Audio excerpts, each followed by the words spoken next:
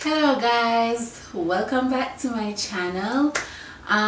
Today I thought about, like, I was really nervous about doing this video today because some people might say that she can't keep a man or she's the issue while why she, I guess, engaged 3 times and I get married.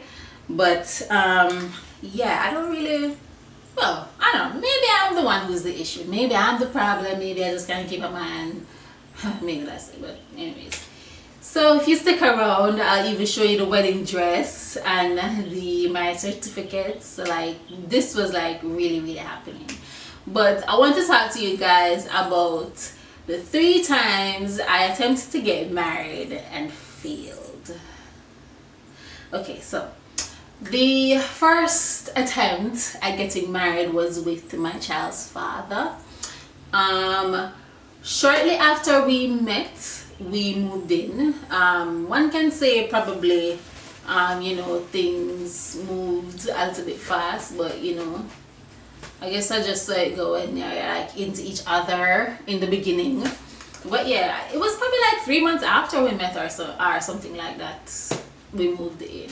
And then shortly after, he suggested that we get married, but like we just go to the RGD and do it. Now for those who are not Jamaican, same as though you like in America you go to the courthouse and do it. We in Jamaica we go to the RGD. So we don't go to the courthouse, we go to RGD, which is Registrar General's department that deals with birth certificates, marriage certificates, death certificates, birth certificates, all of that. So it was a government agency. This wasn't the courthouse. But yeah, he suggested that we do that, and yeah, I was all for getting married and stuff, but it's like I was like, why not wait where we can like have a wedding where we could invite all of our relatives and all of that. So yeah, but yeah, after that, that relationship just went all the way downhill. It just went.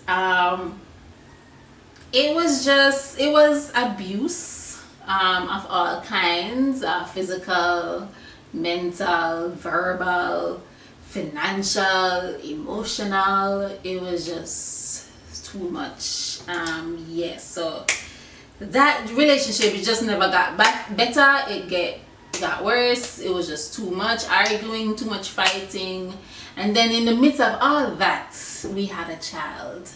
I mean, listen, there's no regrets there. I am so happy. I'm happy that I have my son.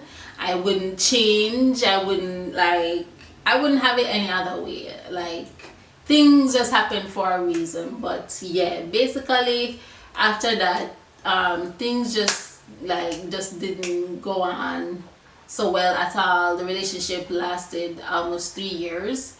But yeah, I will talk to you guys more about that in another video. But yeah, that was the first attempt. That was with my child's father. It did not work out, but we had a beautiful son out of that relationship. So I mean, as it is right now, we have both moved on successfully.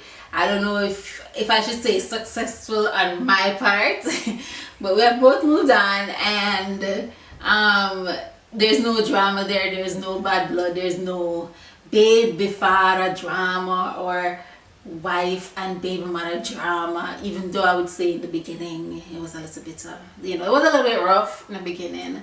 But yeah, right now, as we stand right now, everything is cool. He's doing what he's supposed to do. He's a great father, and I tell him that all the time. I wouldn't have it any different. I wouldn't have it any other way. Right now we are in a good place right now, and everything is fine, everything is dandy, and we are co-parenting like a boss, so everything is fine there.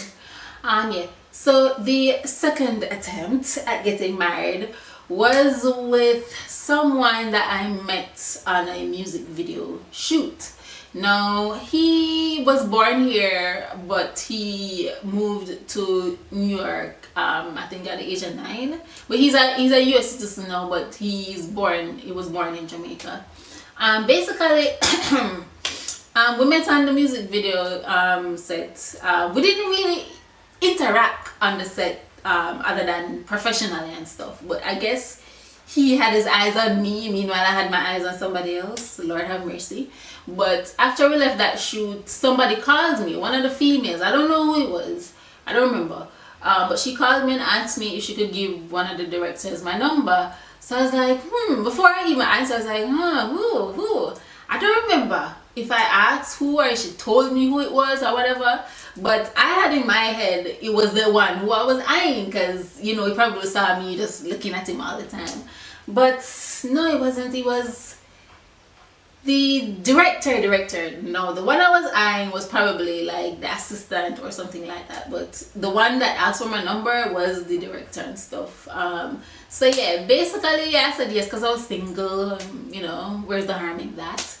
But well, basically he called and we talked and we agreed to meet up, which was the last day that they had in Jamaica. They were like leaving.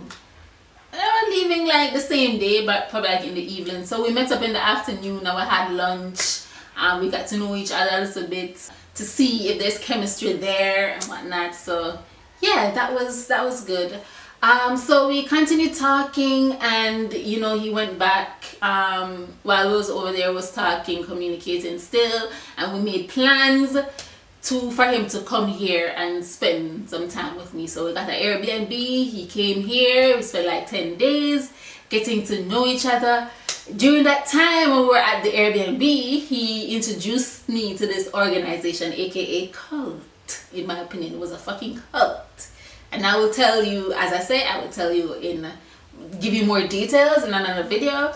But I want you to Google or search on YouTube for this organization, IUIC, Israelites United in Christ. Just Google it or watch YouTube and you'll get what I'm talking about, why I say it's a cult. But yeah, he started introducing me to this organization and their teachings and how they live. Basically they call themselves Hebrew Israelites. They said they are God's chosen people, and they use the Bible to, I guess, prove that they are God's chosen people. But to me, I didn't see them being so different from a church, because they kept the Sabbath, which was on a Saturday.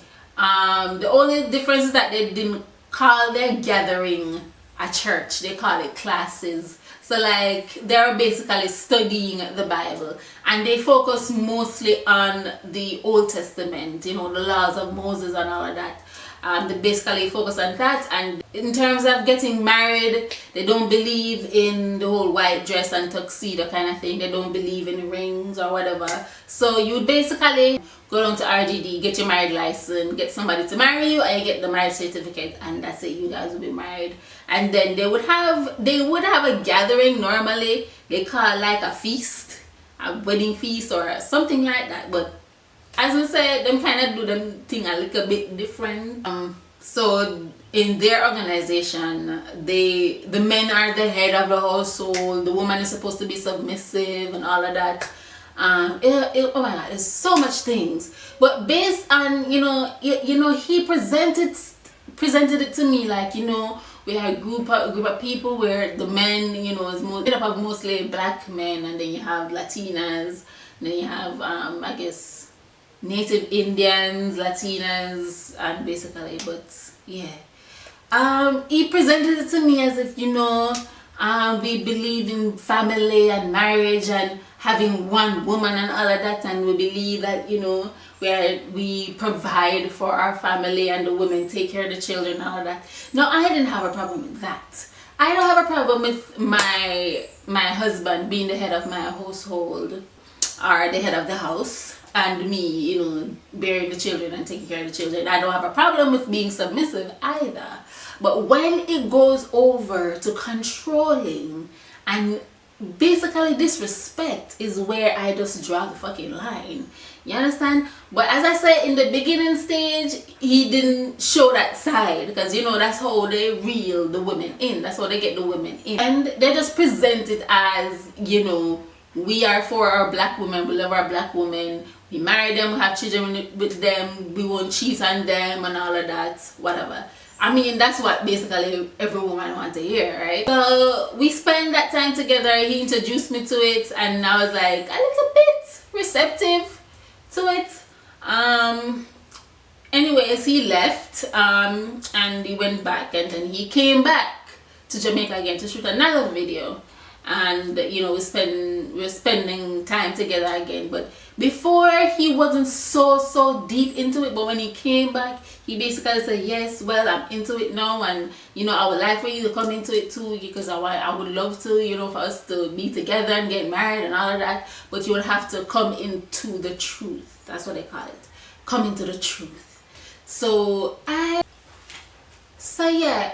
in the back of my head, I was like, I don't know, but I mean, you know, if they look at it that way, then maybe I could see, like, based on the teachings and all of that, I could see where, you know, it could work. You understand? But yeah, I guess at that time I didn't like say I was definitely wants to go in.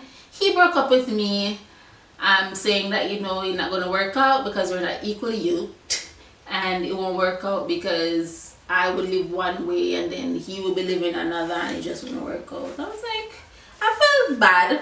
I mean, he waited until the end of the trip to tell me, but I kind of felt bad and whatnot, so, you know, I was like, okay.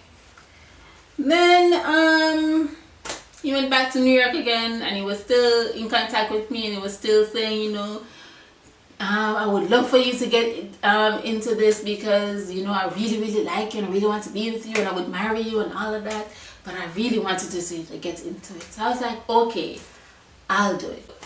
Yeah, I basically gave in and I started attending these classes. They don't call it church, even though it's similar, where they keep the Sabbath and everything, and, you know, teaching from the Bible and all of that.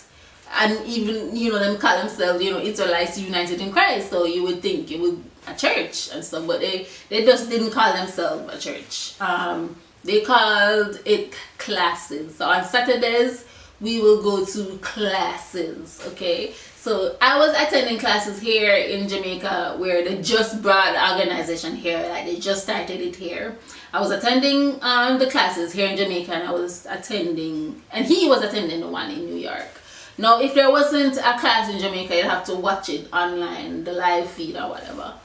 But anyways, there was no baptism or anything like that involved. You basically come in, you just basically come in and be a part of the organization and whatnot, and that's it. So yeah, I would say at that time, no, when I started going to the school and he was like fully in, and we're both fully in, I would say, okay, we were betrothed then, if that's the word, engaged to be married.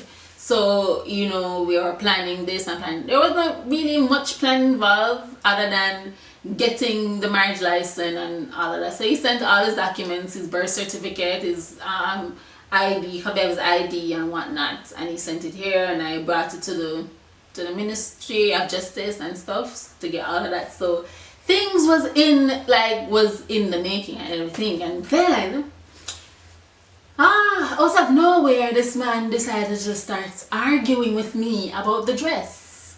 Now, being in this organization, aka cult, I know what was expected of me. I know that they weren't into the whole white dress and tuxedo thing. I know what the wedding dress was supposed to look like, or what was supposed to get married. I know that, like, I knew my role, you understand? I knew what was expected of me. But somehow he was just fixated on the fucking dress, and in the back of my mind I had other shit going on, like building a fucking house, because at the time I just moved from Kingston, didn't want to pay no big rent anymore, because for me, being there and paying that rent means I'm gonna have to be involved in other things that I don't want to be involved in, and probably have 1, 2, 3 man, you understand, to help me maintain and build it, because I'm a self-employed person. It's not all the time you're going to get work, you understand? So I was saying to myself, that money that I was going to take and pay rent, just build a house. So I was like building up the studio on my mother's property. So at that time I had that in my head. So I did not want to argue or stress on a fucking wedding dress. I didn't mind getting married in a fucking, I don't know, a fucking normal dress or a t-shirt. You understand? Or a t-shirt and jeans. I didn't mind doing that. So I don't know why he started making a big issue out of the wedding dress. I later found out that apparently he had some other woman in his ears. You understand? And you know, talking to her about our relationship and the dynamic of our relationship. And it just got the fuck to me. Like, I basically had to drag him because I was like, listen, I didn't know why all of a sudden he was so fixated on the dress. So I basically dragged it out of him and got the truth that he just had somebody else in his ears. So I think because he knows that I'm the type of person that don't like to be talked down to or don't like to be disrespected or probably have a problem with authority, and he just knew that button and he decided to just push that button for me to just blow the fuck up and cuss him the fuck out. I'm like, listen, I don't give a fuck about no wedding dress. Like, why are we stressing and arguing over the wedding dress? Anyway, it wasn't about that. He probably wanted to back out because he realized, say, shit was about to get real and he probably couldn't live up to the teachings of that organization because he himself, I'm not saying that him never, he's in the same industry as me, but it's not like him have like a steady job, a steady paying job or anything like that. He was just like me. So I feel like, say, him did just under some pressure and him feel like, say, okay, maybe he's not ready or maybe he's not able to, because then that would mean that you won't have to do a lot of things, spend a lot of money, which him not have. So and along with that woman being in his ears, you know, he just decided to just started going crazy, being super controlling and all of that. And so, you know, I kind of talk to other people in the organization, and you know, because normally when you have an issue with your fiance, you're supposed to talk to someone and then they kind of come and mediate and find out what the issue is and try to solve the issue. So I basically told the guy, one of his brothers that was in his organization in New York, I basically told him that, listen, he just started going crazy on me about this dress, and then I later found out that there was some woman in his ears. And they were supposed to do that. Like, if you have an issue with me, you're supposed to go to one of your brothers or one of your elders or what they call it to sort the issue out. Why are you talking to this woman about our personal business? And he basically said, no, you're wrong. You're not supposed to do that. You know you're not supposed to do that. Why you do that or whatever. So in that case, he was the one who was wrong. You understand? But by that time, I was so stressed and so worn out. I was like, I can't. And then if that's how he's going to behave in that marriage, I do not want that. Not saying that marriage is not going to have problems, but I just don't want that kind of energy. I don't want to be arguing with a man every day over some bullshit. You understand? So basically after that, you know, I was left to decide whether or not I want to go through with it again. We spoke, and I basically said no because that ship has sailed. I basically waited. I was waiting on this man for like 6 months. Okay, like 6 fucking months. And him start some shit and then want me to come back again and wait another 6 months again for us to start this shit over, because I don't know when he was going to be able to come. Like, we never really did set a date. You understand? We only got the papers for the license. You understand? So I don't know. So it's like, I basically said, listen, that ship has sailed and now I want to move on. Because I was looking, I was like, no. But yeah, that was that. And as I said, guys, I'll give you more details into those if you want. But yeah, basically, he was just like getting on my nerves. He was getting too controlling, too crazy, and yeah. So that's the second attempt. That wasn't my fault. But anyways, the third attempt, we're supposed to do it in January, like the end of January, here year 2020. But yeah, God. Now let me tell you, ladies. Now you will hear all the time and say, "Oh, we women we always like man with money. We not like bill with man, and we like man we rich and have this and already set, and you know we not date man with potential." Take it from me. Do not, unless me no know if I tell you no, but in my experience it don't work out. You need to find a man that already has his shit together. You is not Jane the Builder. Like, why? No, I don't know.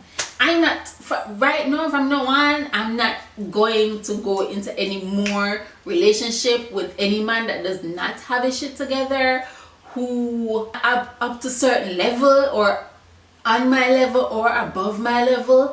I just no, like man with potential, it don't work out, because in some cases when them do get pan them shit, them end up for paying or dump it for somebody else that they wanted. Okay, I'm gonna do another video, but a lot of men who don't have nothing, dry shit in them body, get with women, you understand it? Especially women who have them shit together.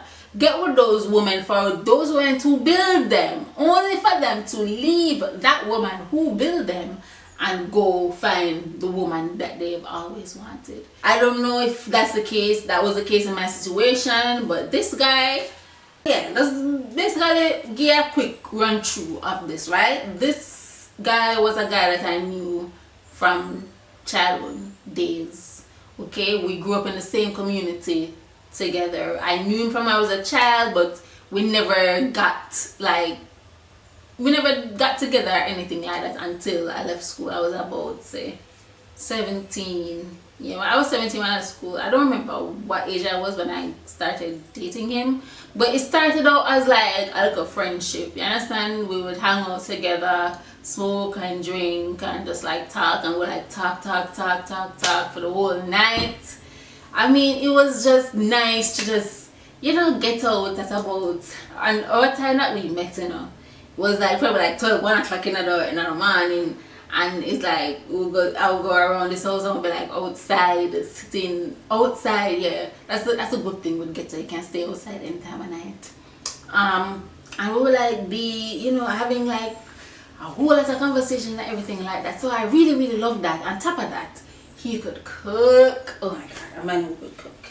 So yeah, those guys that sometimes don't have nothing going for them can cook, them sex good, and yeah, you can talk to them. There's like them is like your friend, but that don't mean say if you marry them, because right when me like all our previous engagements was just like it wasn't any commitment. It was just like talking to each other, right? And then you know, we lost touch. I went out to get with my child's father, had a child. He went on and had a child. So both of our first children are at the same age, right? And then, you know, after me and my child's father broke up, we got back together and all of that. And dating again. It wasn't serious. So I mean, I guess I shouldn't feel away, but then I'm just saying like, why?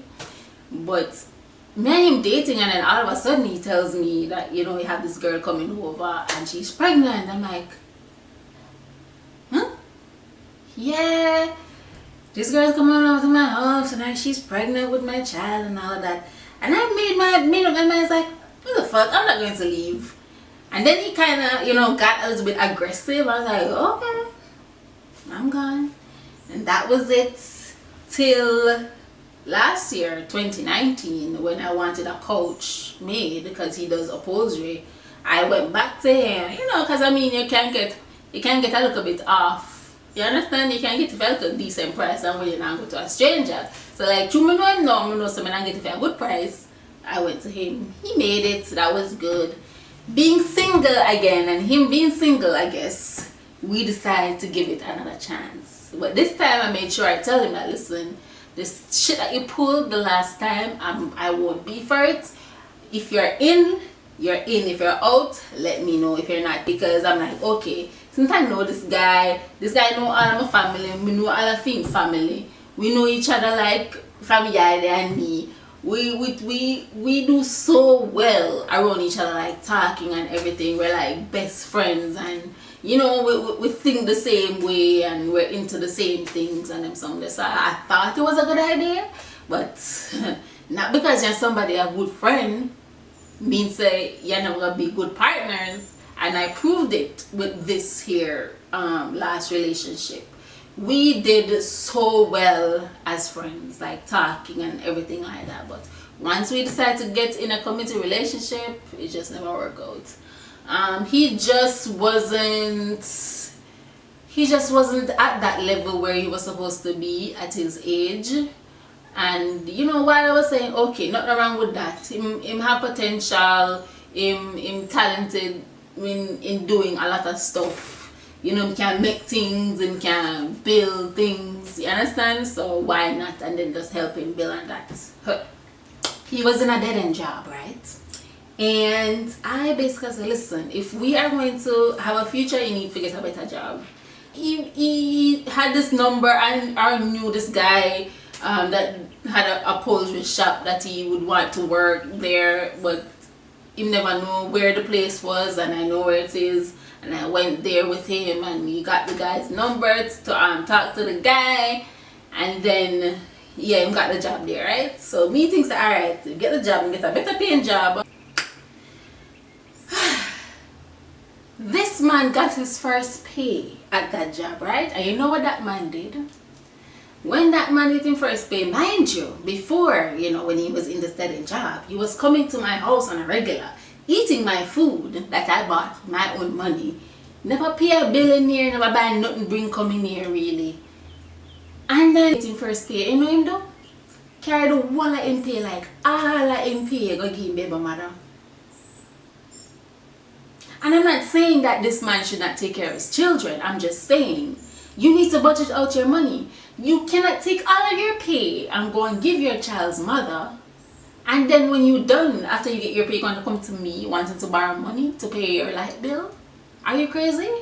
So I was like, fuck no, yeah, get out of, and no. It just, I was like, and he continued to do that. Basically tell me, say, I'm afraid of she more than I'm afraid of me. Because I guess if him get her a certain amount, being that him just start this job, and if him give her a certain amount, you know, and just tell her, say, you know, me just start. So me only can get this right now. When I further down things will pick up, you will start get the regular money you're supposed to get.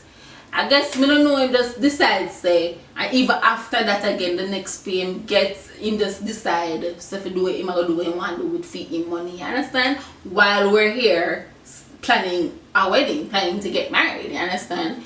Before him come to me, I was like, oh, him want me help him, like budget out him money and all of that. And I was like, okay, fine. And everybody know for budget, you understand? I mean, I have a problem with doing that. But you said all of that, and when the time come for us to do it, you did not do it. You went ahead and you did whatever you wanted to do with your money, and then you wanted to come back here to sponge off of me, like live off of me, basically. I like, every time I think about it, me get pissed. Like, how can you be working, right? How can you be working and you take all of your money and you go do whatever you want with all of your money and still expect to come here and live for free, basically? Like, and me just said to myself, so, okay, your priorities are somewhere else. You're definitely not here. You're definitely not ready to have a future with me, so okay, then you can go. And I took back my keys and everything. So that was basically it. Yeah, here's the dress. The monitor is over there. Look at the dress. I don't know what I'm going to do with the dress. Maybe what I'll do is probably use it for a wedding photo shoot, since that's what I do for a living. But yeah, this just was as a simple dress, and here's my certificate. So it was going there, and it just never happened. But yeah, guys, I don't want females who have been in the same position as me to think that it's a failure. It's not a failure, it's another chance to make things right with yourself. I don't know, get to know yourself better, or do things that you've always wanted to do, that you think you wouldn't be able to do if you get married and settle down. So yeah, I'm basically okay right now. I'm basically in a selfish mode right now, just thinking about trying to like learn more about myself, work on myself. Being single is good, trust me, it's good. You get to know yourself better. You spend a lot of time with yourself. You get to like yourself better, or love yourself more. You get to love your company, you understand? And stress free, which is the number one thing. Stress fucking free. You get to go about your business when you want to, do whatever you want to. Yeah, so that's basically it. As I say, I'll go into details of what really happened and really went down, but yeah, that's it. That's all the times I attempted to get married and failed. So guys, give the video a thumbs up if you like it. If you don't, please leave it in the comment section. Tell me in the comment section why you don't like the video, and you know, give me feedback what we can improve on, and all of that. Remember to subscribe and click the notification button, which is the bell, to get notifications when I upload a new video. Thank you so much. I'll leave all of my social media down in the description, and yes, I'll see you for the next video. Bye.